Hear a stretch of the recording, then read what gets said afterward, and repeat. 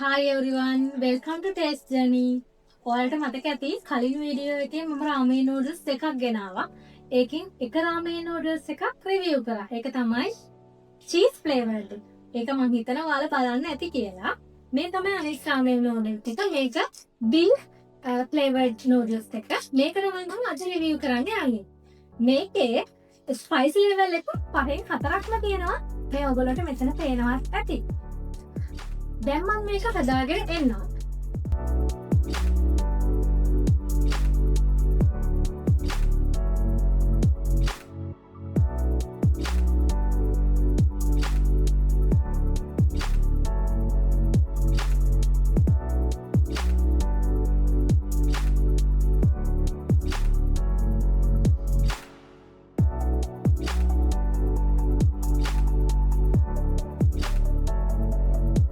ඔන්න මම නූඩල්ස් එක හදාගෙන ආවා. මේ ඔයාලට පේනවා ඇති.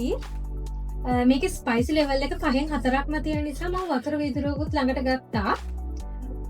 මේකේ ඔයාලට පේනවා ඇති චූටි චූටි මේ බීෆ් කෑලි තමතරව තව ඩීහයිඩ්‍රේට් ෆුඩ් එහෙම මේකට දාලා තියෙනවා.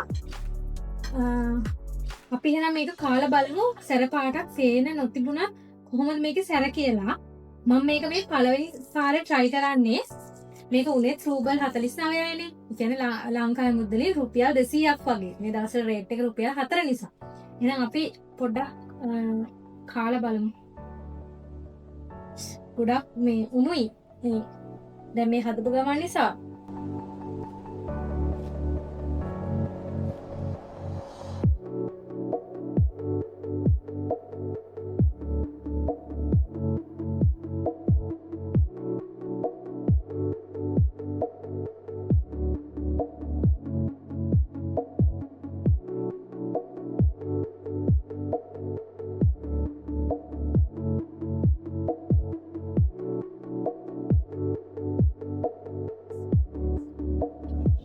තාම පළවෙනි කට හින්දා මම හිතන්නේ ලොකු සැරක් මට දැනුන්නේ නැහැ.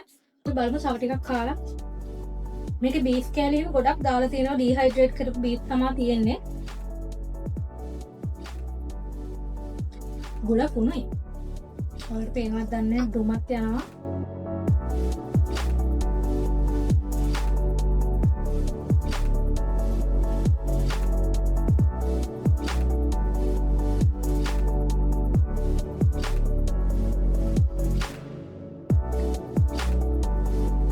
හිතපු තරම් ලොකු සැරකුත් තාම මට දැනුන්නේ නැහැ. බලමු ස්පයිසි ලෙවල් එක 5න් 4ක් තියෙන නිසා කොහොමද කියලා. මම ඊයේ මේක try නොකර චීස් එක try කරන්න ගත්තෙත් මේක ගොඩක් සැර ඇති කියලා හිතලා. ඒ වුණාට ඒක සැරක් නම් තාම දැනුන්නේ නැහැ.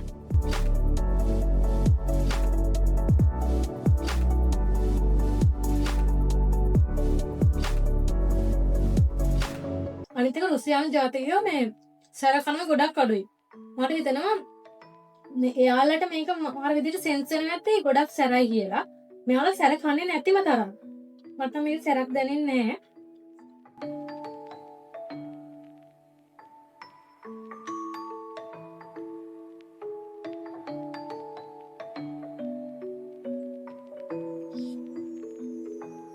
ඔව් ඇත්තටම විශේෂ සැරක් නම් දැනෙන්නේ නැහැ. මොකද 5න් 4ක් නිසා ඇත්තටම ගොඩාක් සැර ඇති කියලා.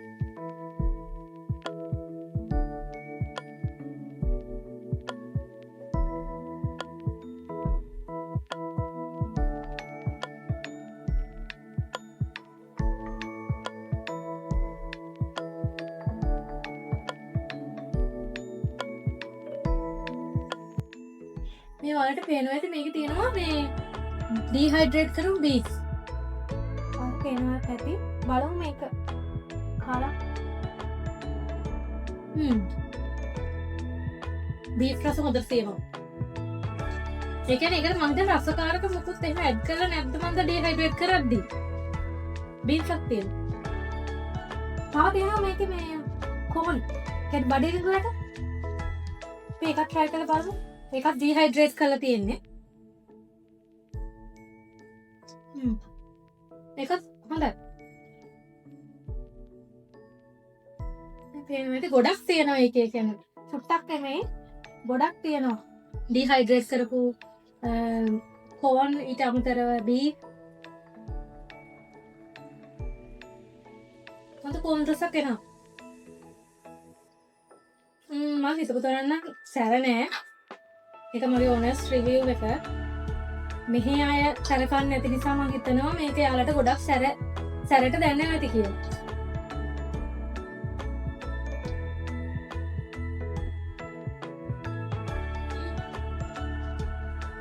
අවුලන්නේ වතුර විදුරුවක් නැතුව කන්න පුළුවන්. ඔයාලා රුසියාවේ ඉන්නවා නම් try කරලා බලන්න අනිවාර්යෙන්ම. මේක පොඩි ගාණක් නෙවෙන්නේ. අනිවාර්යෙන් try කරලා බලන්න. එහෙනම් මේ වගේ තවත් රුසියාවේ තියෙන කෑමකින් අපි හම්බෙමු. Follow Taste Journey.